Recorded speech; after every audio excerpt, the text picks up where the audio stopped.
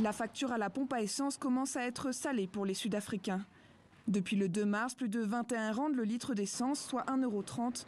Pour un plein, cela revient à une augmentation de plus de 5 € dans un pays qui compte 35% de chômeurs.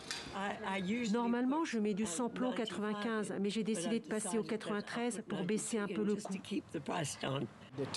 Le salaire de Uber Eats est trop bas. Le prix des courses a diminué au moment où le prix de l'essence a augmenté.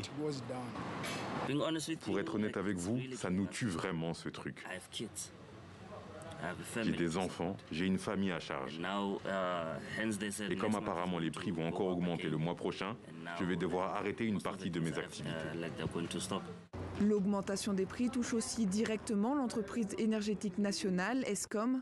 Depuis plusieurs jours, elle fait face à des difficultés de production à cause de dysfonctionnements dans ses centrales à charbon vieillissantes.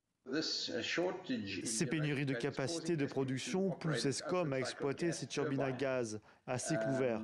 Ce sont vraiment des réserves de production d'urgence et elles fonctionnent intensivement en ce moment, ce qui signifie une consommation massive de diesel. 9 millions de litres de diesel brûlés chaque jour pour alimenter les turbines. Financièrement et logistiquement, ce n'est pas tenable pour Eskom, qui a donc mis en place cette semaine la première vague de load shedding de l'année. Ces coupures de courant planifiées dans tout le pays. Plusieurs heures par jour sans électricité, un nouveau coup dur pour les commerces.